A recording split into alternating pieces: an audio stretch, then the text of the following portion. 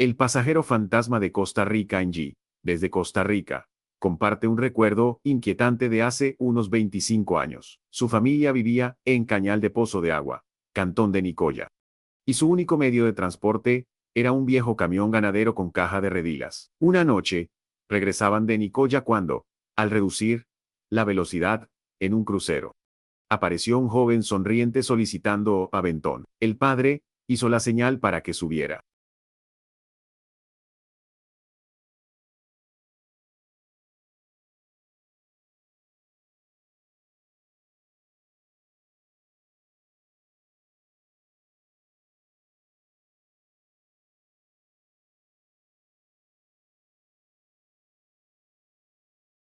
El muchacho trepó por la orilla del camión y golpeó suavemente el techo. La señal clásica de que ya estaba arriba. Continuaron su camino sin más paradas hasta llegar a casa, pero al bajar del vehículo, descubrieron algo perturbador. El joven nunca descendió. La caja del camión estaba vacía. Era imposible que alguien bajara de un camión ganadero sin que el conductor se detuviera completamente. El muchacho simplemente había desaparecido. Aquella noche, creen haber transportado a un muerto.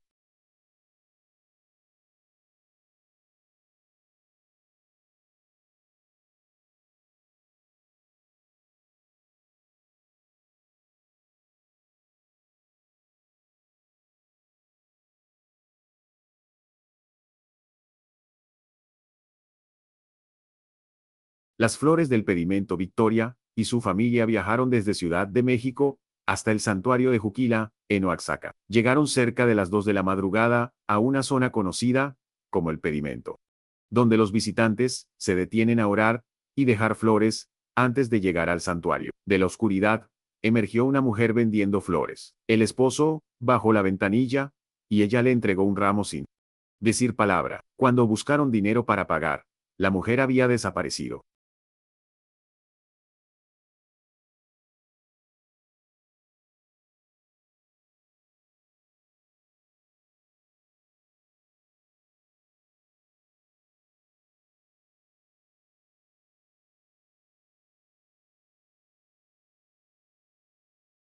El lugar era un área amplia y despejada, sin construcciones ni vegetación donde ocultarse. Al llegar al santuario, preguntaron por la vendedora. El encargado sonrió con extrañeza. Aquí, de noche nadie vende flores. A las 8 de la noche, todos se van porque ese lugar es muy peligroso. Han atropellado a muchas personas ahí.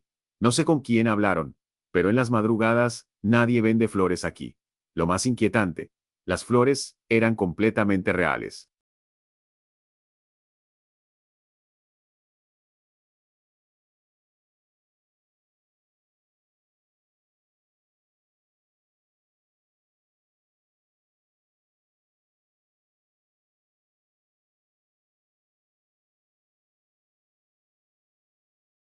El bulto en la Ruta 3 Jesús, camionero en Uruguay, mantiene contacto por radio con su compadre durante los largos viajes nocturnos. Hace unos 7 años, su amigo lo llamó alterado después de un incidente en la Ruta 3, cerca de Trinidad, camino a Montevideo.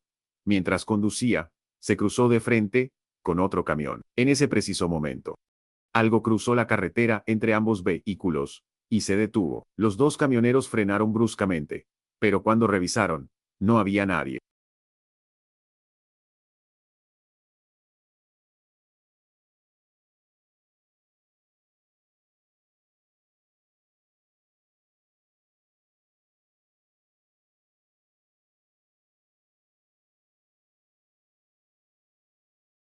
Las huellas de la frenada quedaron marcadas en el pavimento, evidencia de lo intensa que fue la maniobra. Al día siguiente, Jesús pasó por el mismo lugar y confirmó las marcas de caucho en el asfalto, que era aquella aparición que casi provoca un accidente fatal. El hombre desnudo de la carretera La Madre de Alex, camionera en el norte de México, hacía rutas entre Monterrey y Monclova. Una noche, después de descargar en Monclova, se detuvo en la Y, un punto intermedio con Esteant.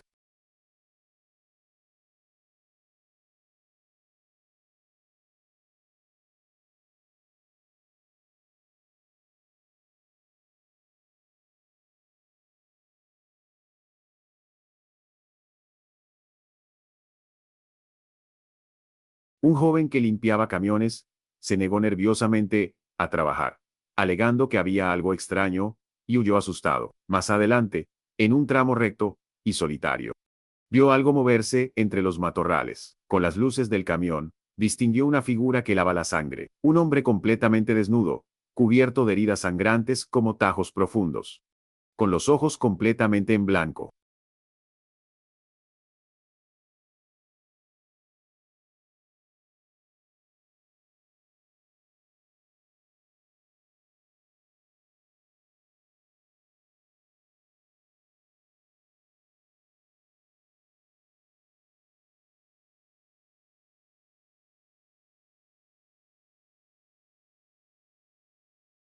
La figura giró el rostro hacia ella y corrió a la velocidad del camión, 50-60 kilómetros por hora, antes de cruzarse frente al vehículo. Ella frenó, pero al darse cuenta de que estaba sola en una carretera peligrosa de madrugada, aceleró y siguió rezando. Días después, supo que el muchacho había escuchado un alarido horrible esa misma noche y nunca regresó. Los arañazos en la Rumorosa, el hermano de Violeta, manejaba tráiler en rutas larguísimas.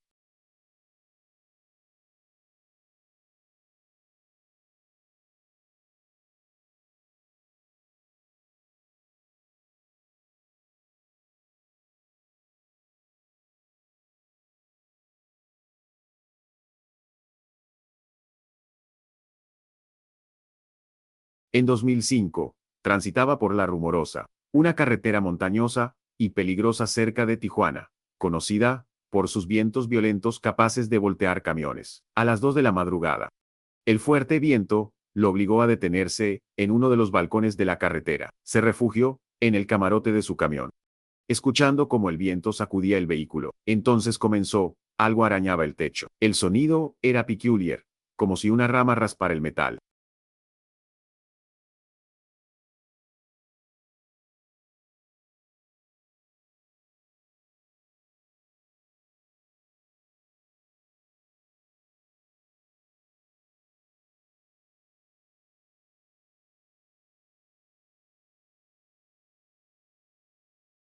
Pero en ese lugar no hay árboles, solo cerros pelones. Los arañazos se intensificaron, recorriendo el techo, los vidrios, el cofre, las puertas. El camión se movía violentamente, mientras algo lo atacaba desde afuera. Encolerizado por la interrupción de su descanso, comenzó a maldecir, súbitamente. Todo se detuvo, solo quedó el sonido del viento. Esperó hasta el amanecer para continuar. Al inspeccionar el camión, no encontró y un rasguño, y estaba completamente solo.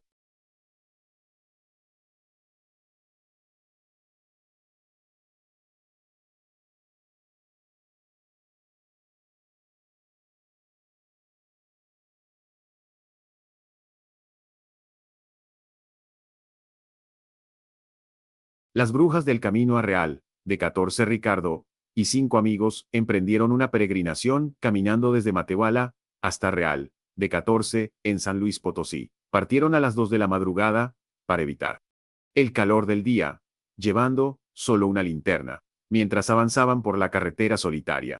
Comenzaron a escuchar movimientos en los arbustos. La vegetación se agitaba como si alguien la moviera deliberadamente. Luego sintieron un frío inusual, demasiado intenso para septiembre.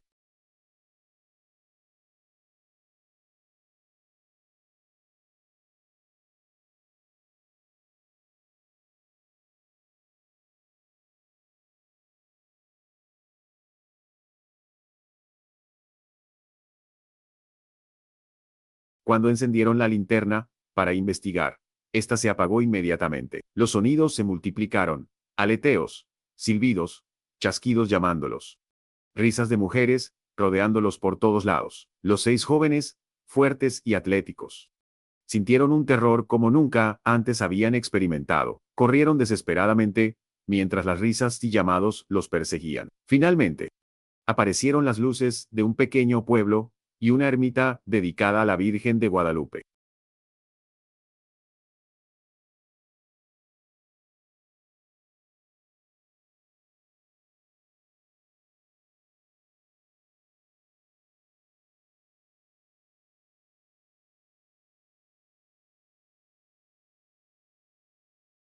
Al llegar, todo cesó instantáneamente. En esa zona, siempre se han contado historias de brujas que distraen a los viajantes. Los jalan y los pierden en la oscuridad. La aparición de la hidroeléctrica Marcelo y su equipo técnico realizaron mantenimiento en una hidroeléctrica en Ecuador. A 250 kilómetros al oriente de Quito. Terminaron cerca de las 3 de la madrugada y emprendieron el regreso en una camioneta, comentando sobre el trabajo del día.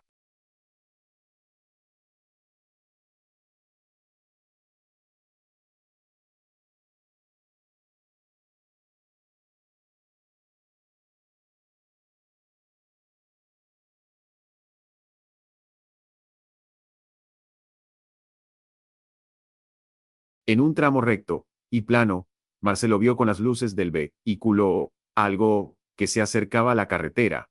Una figura de mujer, con el cabello echado hacia adelante, brazos extendidos en posición extraña. Una ropa negra flotante y sin piernas. El conductor, con el rostro desencajado, aceleró bruscamente. La cosa quedó atrás. Los dos técnicos del asiento trasero no vieron nada. Estaban distraídos. Al día siguiente, una empleada de la oficina los detuvo. Les voy a decir cómo era.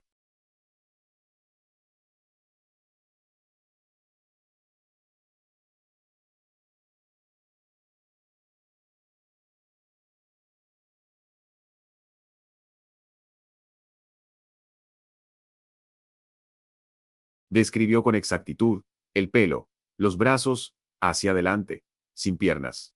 El camisón negro roto. ¿Cómo lo sabes? Preguntaron. Soñé con ustedes y con esa cosa.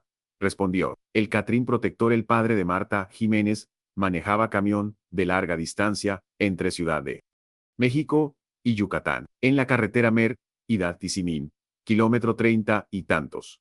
Cerca de la hacienda de Desununcán, algo extraordinario ocurrió a las 2 de la madrugada.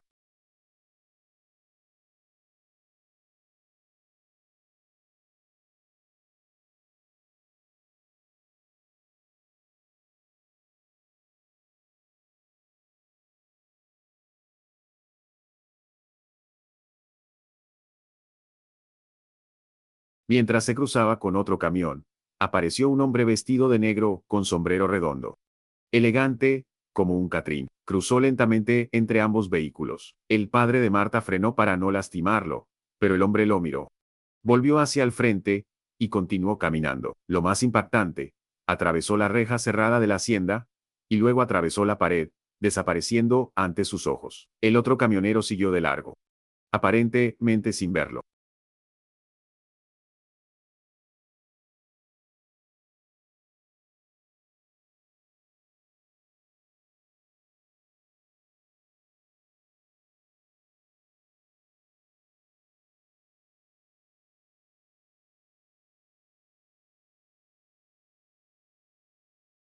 Temblando del susto, pero obligado a continuar, avanzó muy despacio. Al entrar en una curva, encontró ganado cruzando la carretera en un punto donde no se veían. Frenó justo a tiempo. Si hubiera mantenido su velocidad habitual, habría chocado contra los animales y probablemente habría terminado volcado. Él cree que el Catrín le advirtió que fue una especie de guardián de la carretera que le salvó la vida.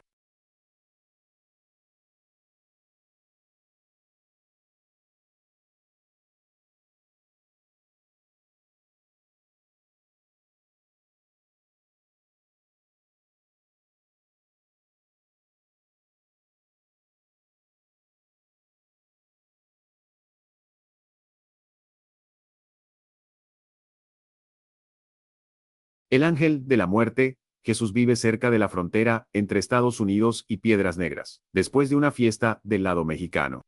Emprendió el regreso a medianoche a pesar de las advertencias de quedarse a dormir, a mitad del camino, en los parajes solitarios.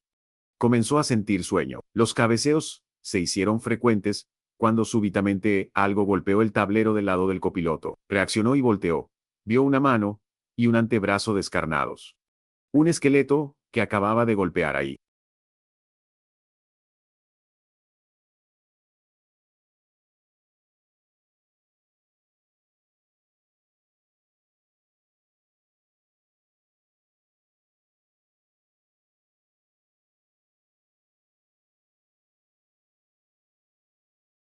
El escalofrío fue tan intenso que lo despertó completamente justo cuando estaba a punto de caer por un barranco. Enderezó la marcha y continuó sin atreverse a voltear. Finalmente, cuando lo hizo, no había nada. No era la primera vez que veía a este ser descarnado. Él cree que es Azrael, el ángel de la muerte, una especie de guardián que lo despertó a mitad de la carretera. No sintió miedo, sino gratitud.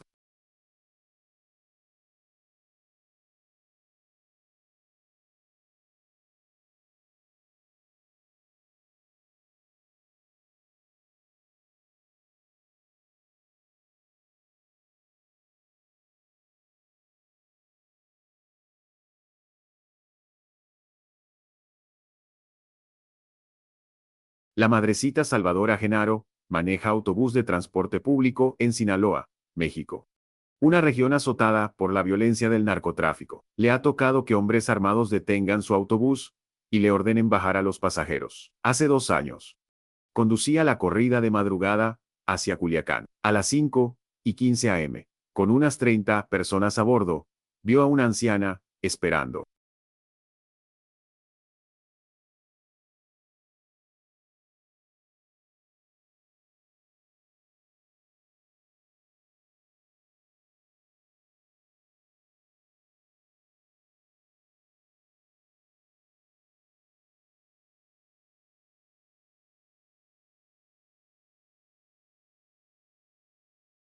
Detuvo el autobús, puso el freno y bajó para ayudarla a subir. Era una madrecita de pelo blanco, con vestido sencillo y una bolsa de mandado. Pero cuando llegó a la puerta, no había nadie. El lugar era una calle amplia y despejada. Imposible que desapareciera así. Un pasajero confirmó haberla visto. 3 o 4 personas bajaron a buscarla. En ese momento, a unos 500 metros adelante, se desató una balacera. Los tronidos de calibre, las 5.0 y ametralladoras pesadas rasgaron la madrugada.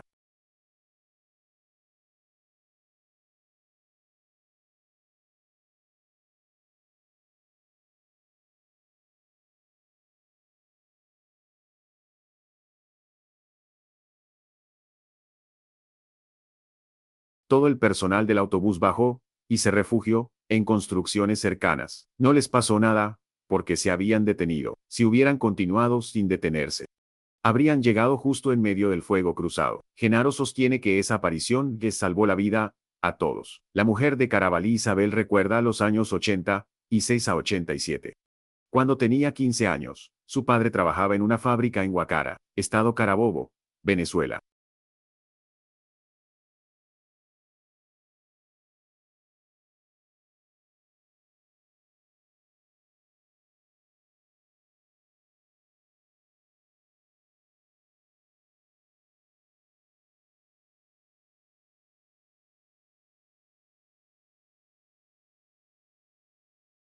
Para llegar, debía pasar por la antigua hacienda de Carabalí, donde contaban que había un fantasma, una mujer que se subía a los coches y espantaba a los hombres que pasaban solos de noche. Cuando cambiaron a su padre al turno nocturno, los primeros días fueron normales, pero pronto comenzó a quejarse de una extraña sensación. Al entrar al tramo de la hacienda, sentía que alguien se subía al coche, haciéndolo más pesado. Al salir, aquello se bajaba.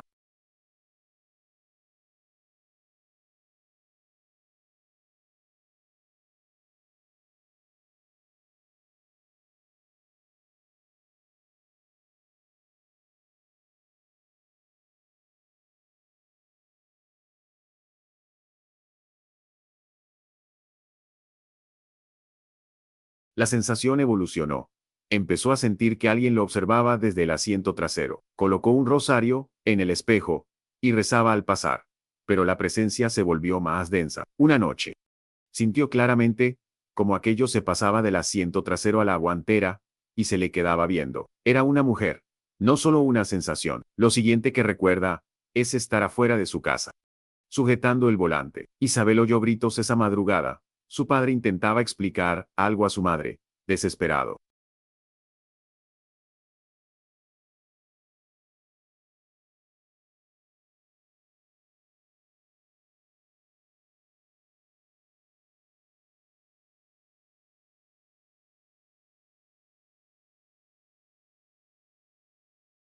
Reaccionó cuando su madre golpeaba la ventana para despertarlo, pero no estaba dormido, estaba con los ojos abiertos, agarrado al volante, completamente ausente. Al día siguiente, pidió cambio de turno. Tiempo después, cambió de fábrica. Esa experiencia jamás la olvidó. El bulto de Bosconia, el suegro de Diana Ortega. Camionero colombiano. Hacía viajes constantes entre la costa Caribe y Bogotá.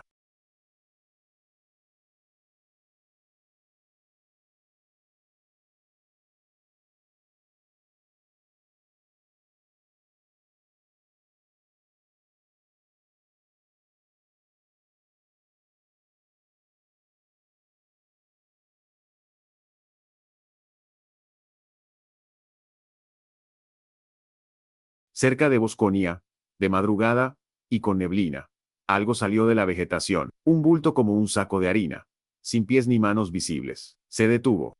Pero el bulto no se movía. Intentó librarlo girando el volante, pero aquello se le cambiaba, plantándose siempre enfrente. Lo intentó por otro lado, y volvió a ocurrir lo mismo. Entonces metió reversa, mientras retrocedía. El camión se detuvo en seco como si hubiera chocado con algo, y se apagó todo, motor, luces, todo.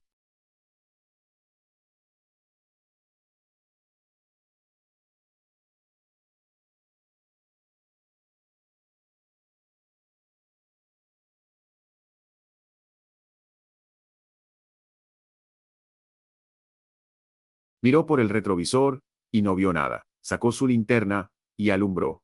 Nada. Se asomó nuevamente, y descubrió que el bulto estaba ahora atrás del camión, lo mismo que había visto adelante. Ahora, estaba atrás. Intentó arrancar, pero el camión estaba completamente muerto. No se bajó. Cerró la ventanilla, y esperó. Pasadas las 4 de la mañana. El camión arrancó perfectamente. Al llegar a su destino, revisó. No había ni un rasguño. Aquello simplemente no lo quería dejar pasar.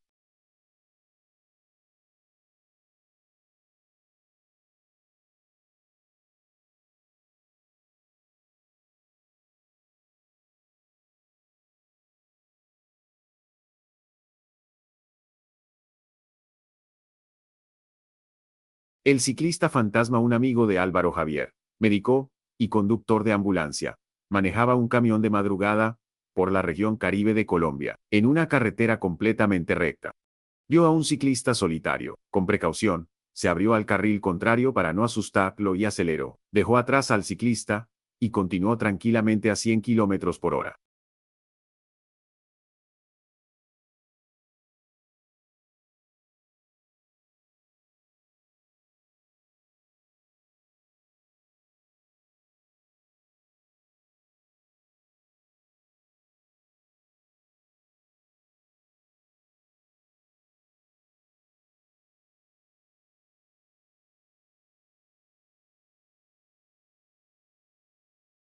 Un buen rato después, mientras seguía a la misma velocidad, se percató de algo imposible.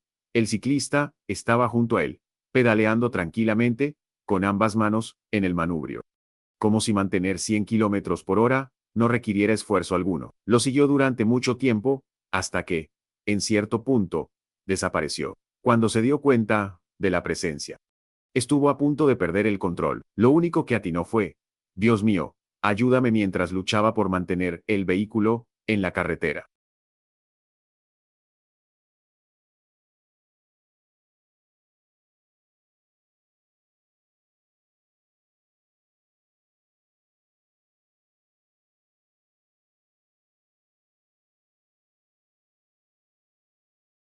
El perro invisible Merche regresaba de Zaragoza a Barcelona después de un evento. Eran las 12 de la noche cuando decidieron hacer el viaje de casi 6 horas. Ella manejaba fresca y despierta.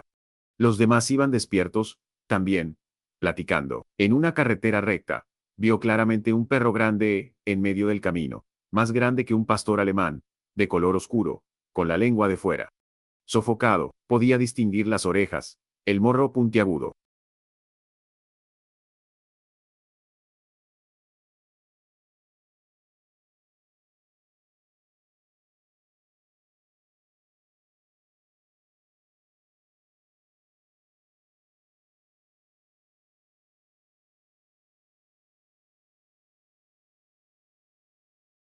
Se orilló para quitarlo, y bajó la ventanilla haciendo ruidos para que se fuera. Su pareja le preguntó, ¿qué te pasa? Es que el perro que está ahí. ¿Cuál perro? Los que venían atrás. Completamente despiertos. Tampoco veían nada, cuando volteó nuevamente. Aquello parecía solo una mancha que desapareció. Cerró la ventanilla y aceleró a toda velocidad. Solo ella lo vio. Los ancianos fantasma Alex y su madre regresaban en el tráiler después de un viaje.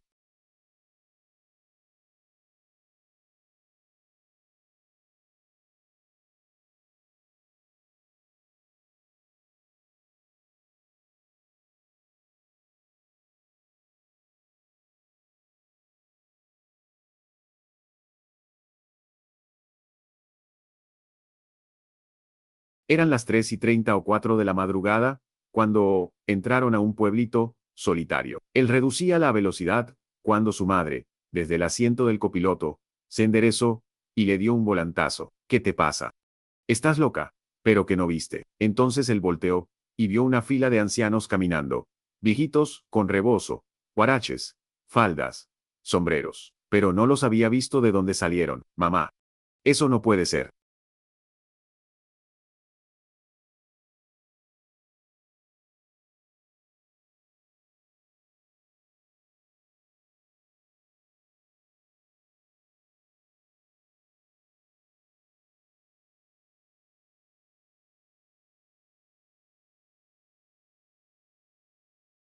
¿Cómo no los viste? Encendió las luces de reversa, los potentes focos traseros del tráiler. No había nadie. La madre se asomó insistentemente. Nada. Era noviembre. Hacía frío. Había brisa, y chispeaba una lluvia ligera. Con las luces encendidas, la zona era claramente visible. Una curva abierta. Sin vegetación. No había donde esconderse. Simplemente habían desaparecido. La mujer y los niños. Claudia fue invitada a pasar un fin de semana en la Sierra de Puebla, cerca de Xicotepec de Juárez.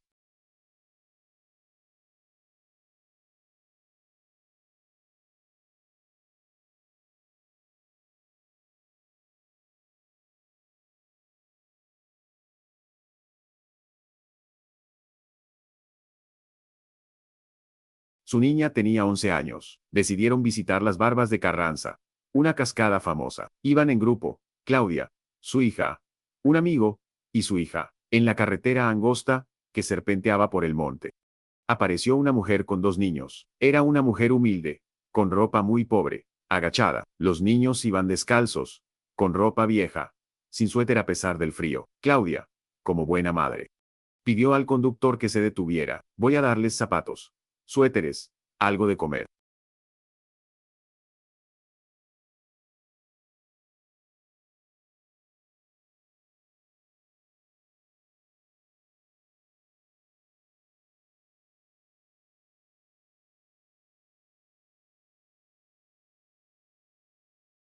Abrió la puerta y gritó, Señora, señora. El conductor no entendía de qué hablaba. Los demás tampoco veían nada. Las niñas confirmaron, no hay nadie. Mamá, pero ella seguía viendo a la mujer con dos niños caminando. Solo ella. El bebé rescatado Gabriel estudiaba en la universidad, en Quereques, cuando, en 1995, él y dos amigos decidieron festejar en los valles del Tuy. Viajaban en un Toyota Talent Cruze equipado con doble tracción, luces potentes y malacate eléctrico.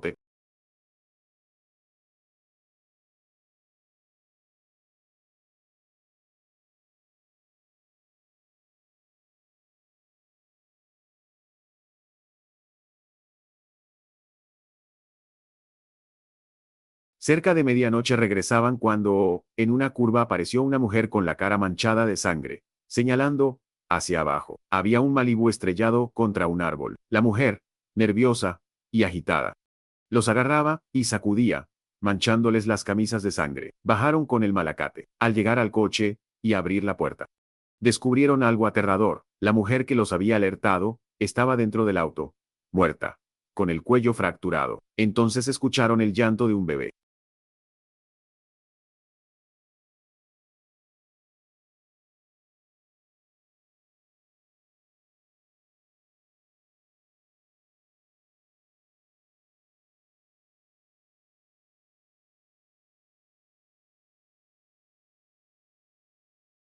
Lo encontraron en el piso, lo envolvieron, y subieron. Arriba preguntaron al tercer amigo, ¿dónde está la mujer? No sé.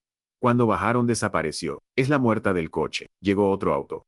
Una mujer bajó con una frazada para el bebé. Un taxista se comunicó por radio para avisar del accidente. Les dijeron que se fueran. Ellos esperarían a la policía. Las camisas de Gabriel y su amigo quedaron manchadas de sangre real. Cuando su madre preguntó qué había pasado, le contó.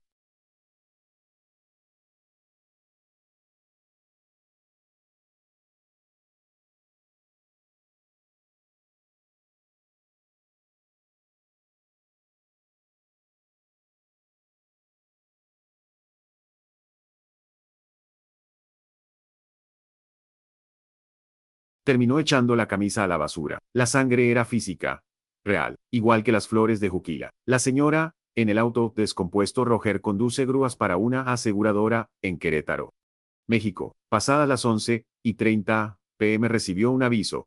Debía trasladar un vehículo descompuesto a una hora de distancia. Llegó al lugar y vio un auto blanco con los fleches encendidos. Acomodó su grúa y se bajó. En el asiento del copiloto había una señora mayor, con los ojos abiertos mirando al frente.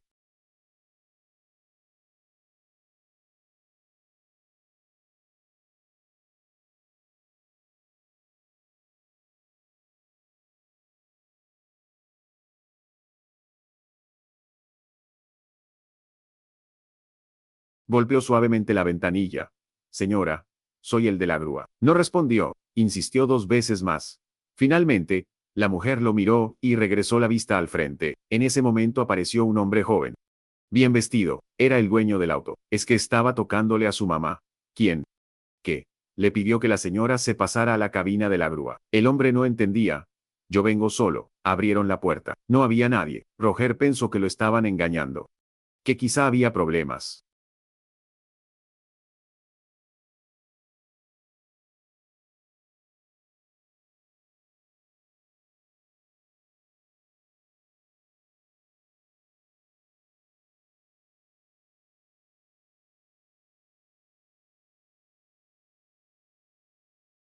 Procedió nervioso con el traslado. Al llegar al taller, el guardia preguntó, ¿y la señora? ¿Esa qué?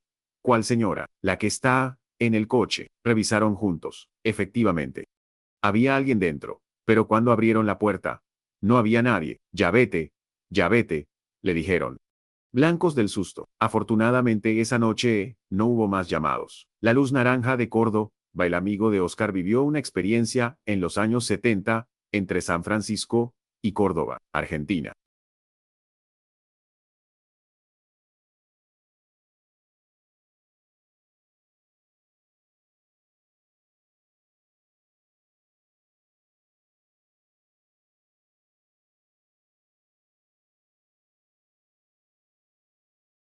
Conducía de noche cuando apareció junto a él una luz que fue cobrando forma. Parecía una pelota de basquetbol, de color naranja. La luz comenzó a perseguirlo, dándole vueltas, tratando de interceptarlo. Perdió el control y terminó en un terreno. La luz dio media vuelta y desapareció. Años después, Oscar encontró un artículo sobre un caso investigado por la señora Pérez de Simondín y del Museo VNI.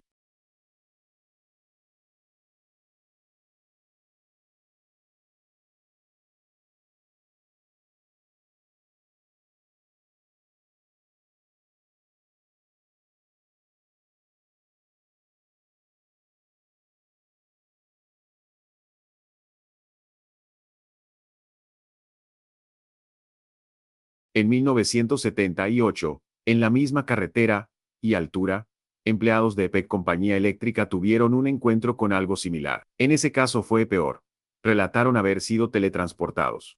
Con pérdida de tiempo, algo se los llevó y aparecieron mucho después, en otra parte, completamente diferente. Argentine, cuando se trata de ovnis. No tiene comparación. Estas son solo algunas de las miles de historias que ocurren en las carreteras cada noche.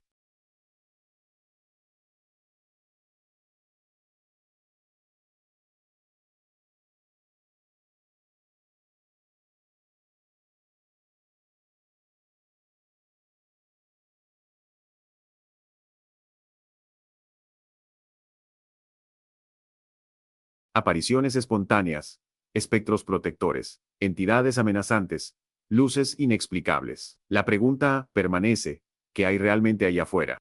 Esperando en la oscuridad de las carreteras solitarias.